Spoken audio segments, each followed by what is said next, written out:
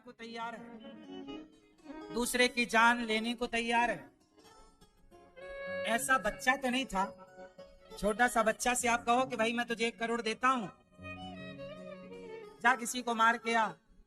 छोटा बच्चा ऐसा नहीं कर सकता। वो मनुष्य है, पर जैसे ही जैसा बड़ा होता है ये मनुष्य, इसके अंदर लोभ लालच इतना घुस जाता है, काम क्रोध इतना घुस जाता है कि उस बुराइयों के कारण वह इंसानियत तो 2-5% रह जाती है, बाकी वह बुराई का पुतला बन करके खड़ा हो जाता है। रावण कौन है? बुराई का पुतला। दशहरा में क्या जलता है? रावण नहीं जलता, बुराई का पुतला जलता है। बोलो हाँ, वो बुराई का पुतला कौन है? बताओ, क्या वो बुराई का पुतला हम और आप नहीं है? उत्तर दो। क्या वो बुराई का पुतला आप और हम नहीं है? यदि हम और आप हैं तो बताओ, ये बुराई का पुतला कब जलाओगे? कब आपके भीतर की बुराई जल के राख होगी? और कब वो दिन आएगा जब आपके भीतर केवल अच्छाई ही अच्छाई होगी, जब आपके भीतर केवल राम ही राम होंगे और रावण का पुतला जल चुका होगा, है ना? तो आप 50% राम हो भैया और 50% रावण हो। तो इस दशहरे में अपने भीतर के रावण को जला दीजिएगा सब लोग। हम सबके भीतर एक रावण है, केवल एक के नहीं, मैं सबके लिए बोल रहा हूँ। हम सबके भीतर एक रावण है, एक बुराई का रावण है, और हम सबके भीतर एक राम है। हर कितना है कि किसी के भीतर के राम सोए हैं और रावण जाग रहा है, और किसी के भीतर का रावण सोया है और राम जाग रहे हैं। अब आप बताओ कि आपके भीतर कौन सोया है और कौन जाग रहा है? ये मुझे मत बताना, अपने आप को बताना। आप अपने आप को बेहतर तरीके से जानो, और हमें जनाने की आवश्यकता बिल्कुल नहीं है। बहुत समझने की बात है समझदार को। तो राम जी आए मनुष्य बनकर, और मनुष्य अब राम को मनुष्य ना समझ लेना, वो मनुष्य इसलिए बने ताकि आने वाले पीढ़ी को वो ये बता सकें कि भाई मनुष्य कैसा होता है। आने वाले समय पे तो लोग मनुष्य की परिभाषा भूल चुके होंगे ना, कि एक अच्छा मनुष्य कैसा होता है। तो भगवान को मनुष्य बनकर इसलिए आना पड़ा ताकि आने वाले कलयुग के लोगों को यह बताया जा सके कि मनुष्य राम जैसे होते हैं, परिभाषा दे सके 1-2 अक्षर में कि राम मनुष्य की परिभाषा है। राम जो अपने माँ बाप की आज्ञा का पालन करें। आजकल कौन बेटा अपने माँ बाप की आज्ञा का पालन कर रहा है? जो कर रहे हैं उन्हें हम प्रणाम करते हैं, जो नहीं करते उन्हें कहते हैं कि राम बनो। आज कौन भाई अपने भाई भरत के लिए अपना राज्य, अपना अधिकार छोड़ने को तैयार है? आज कोर्ट कचहरी में सबसे ज्यादा भाई भाई के केस भरे पड़े हैं। सबसे ज्यादा कोर्ट कचहरी में भाई भाई का केस होता है। भाई भाई का अपराध, क्राइम बढ़ता ही चला जा रहा है। इसलिए कहता हूँ, आजकल कैसे होना है हमें, कैसा बनना है हमें? राम की तरह। राम एक अच्छे भाई हैं, राम एक अच्छे पुत्र हैं, राम एक अच्छे राजा हैं, राम एक अच्छे मित्र हैं, राम एक अच्छे पति हैं। बताओ, आप कैसे पति की कल्पना करती हो? रावण जैसा पति हो या राम जैसा? उत्तर उत्तर बोलो मेरी माँ। मैया, ओ मैया, कर लो पंचायत। हाँ हाँ कर लो। बताओ, आप कैसा पति चाहती हो? रावण जैसा या राम जैसा? ये ब्रह्माणी रुद्राणी तीनों बोलेंगी। बोलो मेरी माँ, कैसा? रावण जैसा? राम। देखो, राम यदि ना होते तो राम जैसे पति की कल्पना कहां होती? राम ना होते तो राम जैसे राजा की कल्पना कहां होती? राम ना होते तो राम जैसे भाई की कल्पना कहां होती? राम ना होते तो शबरी के जूठे बेर खाके शबरी को गले कौन लगाता? राम ना होते रावण सीता माँ को ना चुराता। चलो, रावण ने सीता माँ को चुराया, राम जी धनुष उठाते और रावण को मार देते। बिल्कुल आसान था, रावण को मार देते। यदि राम जी तुरंत रावण को मार देते तो फिर शबरी को कौन जानता? फिर हनुमान जी लंका कैसे जलाते? लंका कैसे जाते? हनुमान जी की पूजा कैसे होती?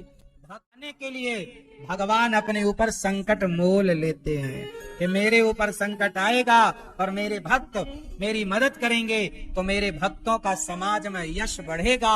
भक्तों का यश स्थापित करने के लिए भगवान ने यह लीला की कि रावण ले गया और सीता माँ को सबसे पूछ रहे, हे सीता कहाँ हो, हे सीता कहाँ हो। पता सब था पर लीला करनी है। इसलिए कई लोग कंफ्यूज होते हैं कि यार ये भगवान नहीं है, भगवान होते तो पत्नी का पता लग जाता। कुछ लोग राम पर संदेह करते हैं। राम संदेह का नहीं, राम श्रद्धा का विषय है। राम को संदेह, अच्छा राम पर बड़े बड़े कुछ लोगों को संदेह है। अच्छा राम पर संदेह करके भी क्या पाओगे, क्या पाओगे? इसलिए राम संदेह का नहीं। एक बार भगवान शिव की पत्नी माता सती जब शंकर जी ने देखा राम को सीता माँ खोजते हुए तो शंकर जी ने प्रणाम किया, हे प्रभु आपकी जय हो। तब माता सती को संदेह हुआ कि ये कौन है। शंकर जी ने कहा कि ये राम भगवान है। सती को संदेह हुआ ये भगवान होते तो अपनी पत्नी का पता ना लगा लेते। बहुत समझाया शंकर जी ने, माता सती को समझ नहीं आया। अब सोचो जिन राम को सती माता ना समझ पाई, शंकर जी तो भली भांति जान गए कि ये भगवान है, पर शंकर जी सती माँ को समझा ना पाए। जिन्हें माता सती नहीं समझ पाई, भला उन राम को हम और आप कितना समझ पाएंगे? बात समझ में आ रही है या नहीं? तो ध्यान से सुनो। तो आप लोगों को कथा ध्यान से सुननी है। और मेरी माँ, आपको अभी 5 दिन के लिए यह दास अनिरुद्ध बुराड़ी आया है आपके शहर, आपके नगर, तो आप रोज 3 बजे आकर के कथा सुनने के लिए बिल्कुल तैयार रहा करो। मैं समय को समझता हूं और समय पर ही चलने की कोशिश करता हूं, क्योंकि समय किसी के बाप की बफौती नहीं है ना। इसलिए समय का कभी दुरुपयोग नहीं करना चाहिए। समय समय समय पर होता है, समय समय की बात। राम जन्म का दिन बड़ा और कृष्ण जन्म की रात।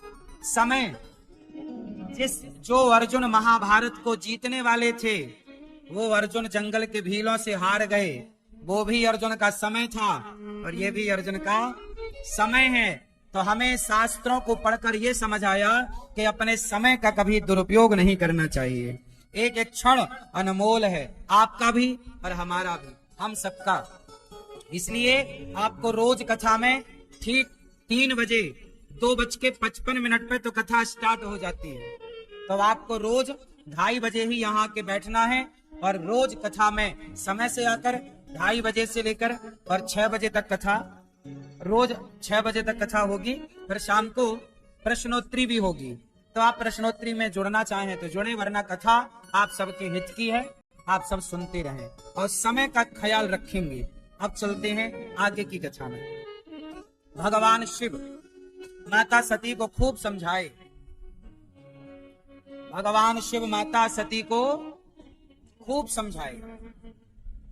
क्या किया? समझाए ना, ये भगवान है, ये भगवान है, ये भगवान है। लेकिन माता सती को समझ में नहीं आया। भगवान शंकर अपनी पत्नी को समझा रहे हैं कि ये भगवान है, राम भगवान है, राम भगवान है, पर माता सती नहीं समझी। शंकर जी ने कहा कि अब जो तुम्हारे मन अति संदेहु तो तुम जाए परीक्षा ले, जाओ परीक्षा ले लो। भगवान शिव चुपचाप बैठ गए। अच्छा एक बात बताओ, कई बार आपकी पत्नी नहीं सुनती, बेटा नहीं सुनता, परिवार नहीं सुनता, जब कोई नहीं सुनता तो आप बड़े परेशान हो जाते हैं। क्या करना चाहिए उस समय आपको? बोलो। ऐसा होता है ना कि आपके अपने सुनते नहीं है, आप कहते कुछ है, परिवार सुनता कुछ है, आप समझाते कुछ है, समझता कुछ है। ऐसा होता है ना? क्यों? शंकर जी भी समझा रहे हैं, माता सती समझ ना पाई। फिर शंकर जी ने क्या किया? चुपचाप बैठ गए।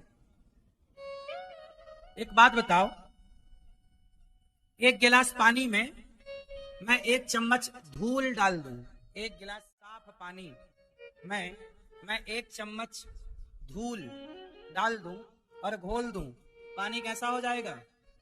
जोर से, जोर से। पानी कैसा होगा?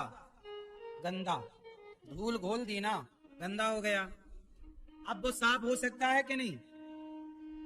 बोलो, वो पानी साफ हो सकता है क्या या नहीं? हाँ या ना? बोलो, हो सकता है। आप उस गिलास को चुपचाप रख दो, हाँ या ना? जब उसे शांत रख दोगे तो धूल अपने आप नीचे बैठ जाएगी और पानी स्वच्छ ऊपर ऊपर आ जाएगा। कई बार आपके विचारों में भी गंदगी आ जाती है, कई बार आपके विचार भी गलत होते हैं, आप गलत ही गलत सोचते हैं, गलत करने का मन होता है। उस समय क्या करो? बस अपने आप को शांत कर लो, चुपचाप बैठ जाओ। जैसे ही आप शांत चित्त से बैठेंगे, अपने आप आपके भीतर के गंदे विचार नीचे बैठते जाएंगे और अच्छे विचारों से आप भरते चले जाएंगे। इसलिए हमारे संत लोग ध्यान कराते हैं। मेडिटेशन जरूरी है। क्या जरूरी है? ध्यान। ध्यान क्या करता है?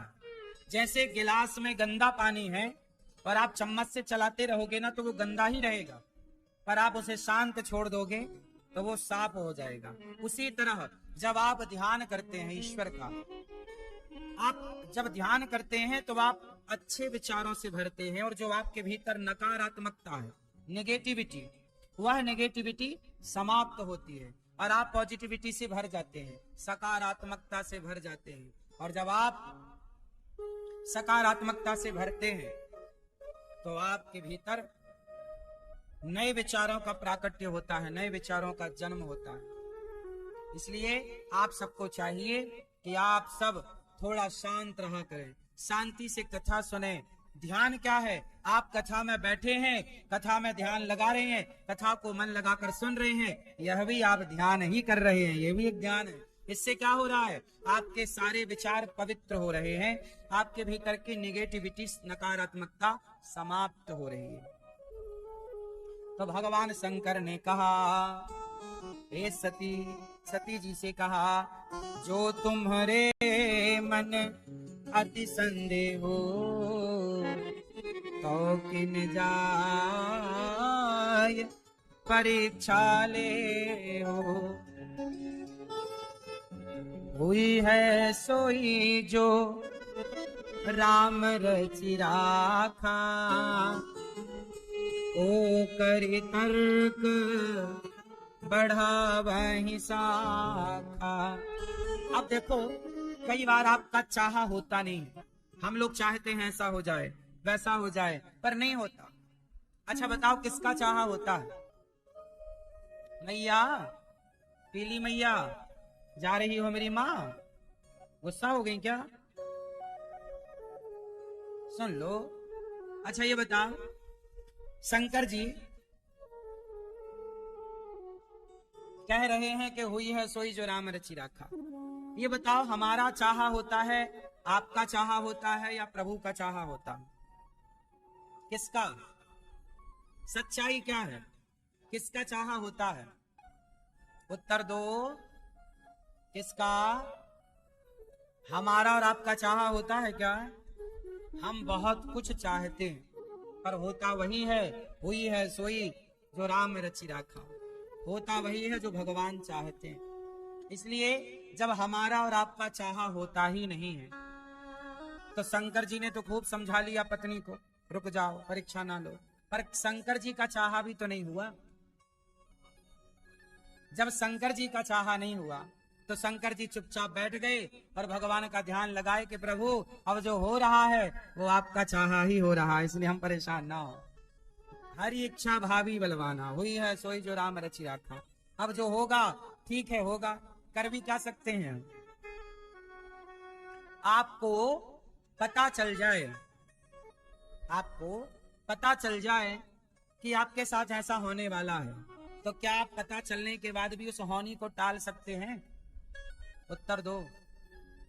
जरा कल्पना करो कि आपको पता चल जाए कि कल आपके साथ क्या होने वाला है, 1 साल बाद आपके साथ क्या होने वाला है, तो पता चलने के बाद भी क्या आप उस होनी को टाल पाओगे?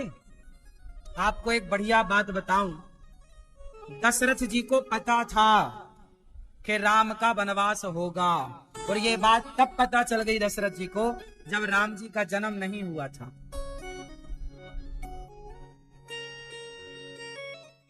दशरथ जी को ये बात पता थी, 2 लोगों को पता थी, दशरथ जी को और सुमंत्र जी को।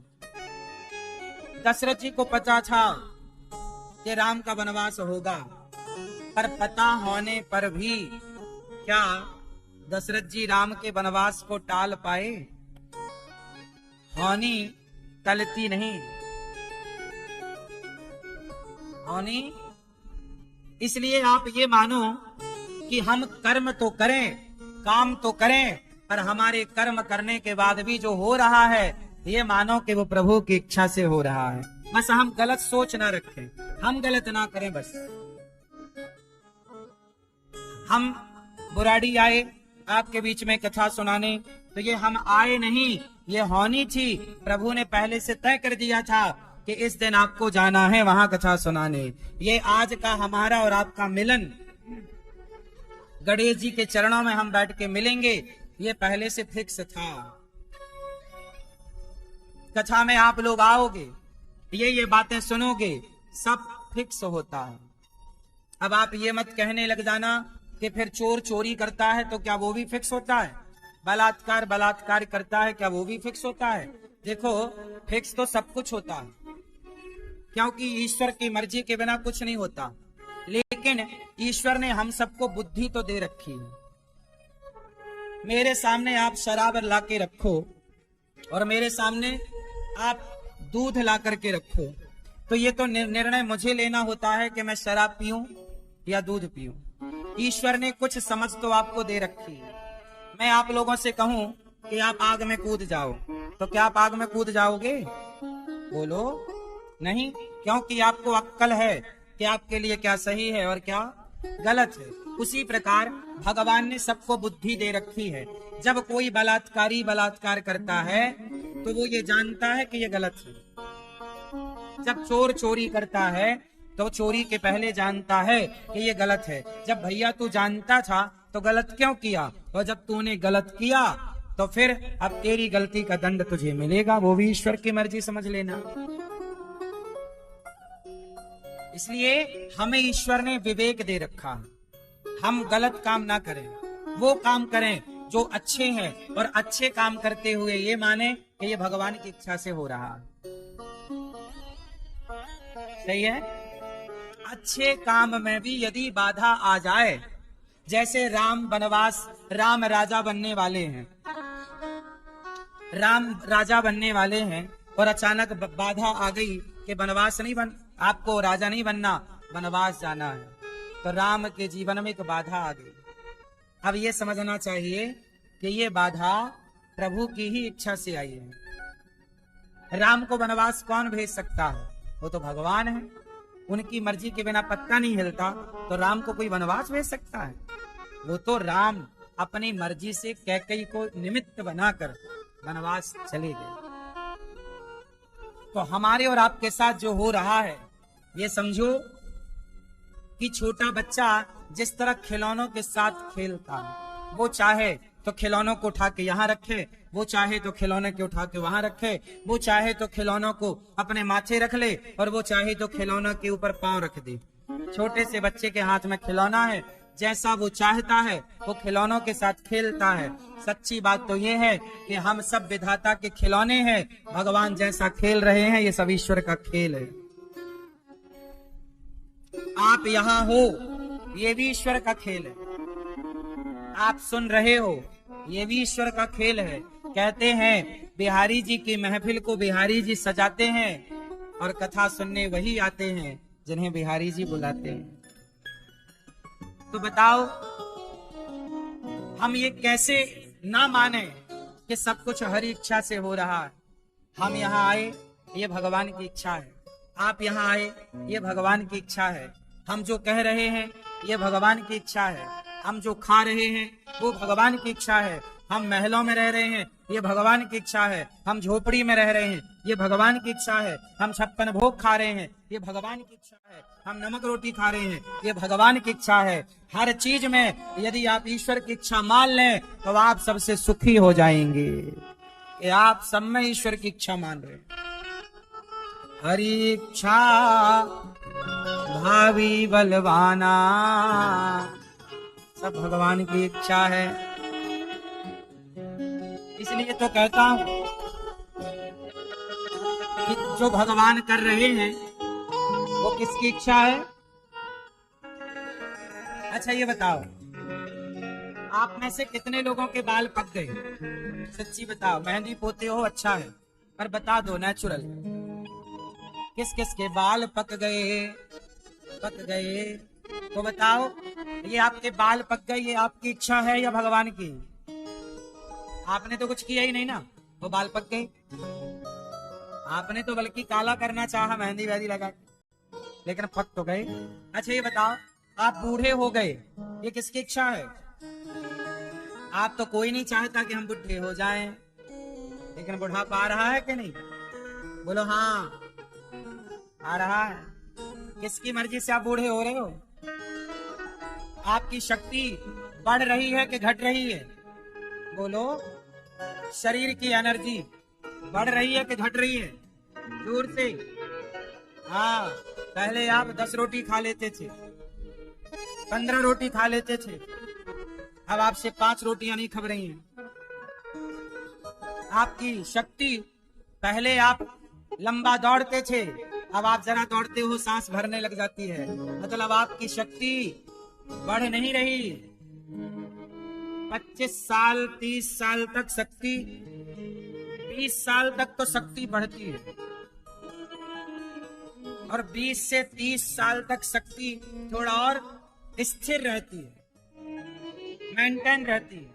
और 30 वर्ष के बाद 35 साल मान लो, उसके बाद जो शक्ति घटना स्टार्ट होती है तो फिर उसका कोई दुनिया में इलाज नहीं। ये सत्य है, परंतु ये और सत्य है कि ये सब कुछ ईश्वर की मर्जी से हो रहा है। आपका जन्म, आपका लड़कपन, आपकी जवानी, आप जवानी से बुढ़ापे में चले गए, ये किसकी इच्छा है? बोलो बोलो। आज इतना विज्ञान तरक्की कर गया तो क्या कोई बूढ़ा होने से बचा? यदि विज्ञान इतनी तरक्की कर गया तो कोई बूढ़ा ही ना हो भाई। बचा लो सबको बूढ़ा होने से, सबको जवान रखो, लेकिन नहीं, बूढ़ा पाएगा हाँ या ना? बाल पक गए, किसकी मर्जी? इसलिए जो हो रहा है, आपके बेटा हो गया, बेटी हो गई, किसकी मर्जी थी? ईश्वर की मर्जी। आपका विवाह हो गया फलानी लड़की से, फलाने लड़के से, किसकी मर्जी थी? आपकी मर्जी से कुछ नहीं होता मेरी माँ, सब कुछ ईश्वर। हम खिलौने हैं, इसलिए जिसके खिलौने हैं आओ उस भगवान के चरणों में समर्पण कर दें। यही सबसे बड़ा समाधान। जिसके हो उसको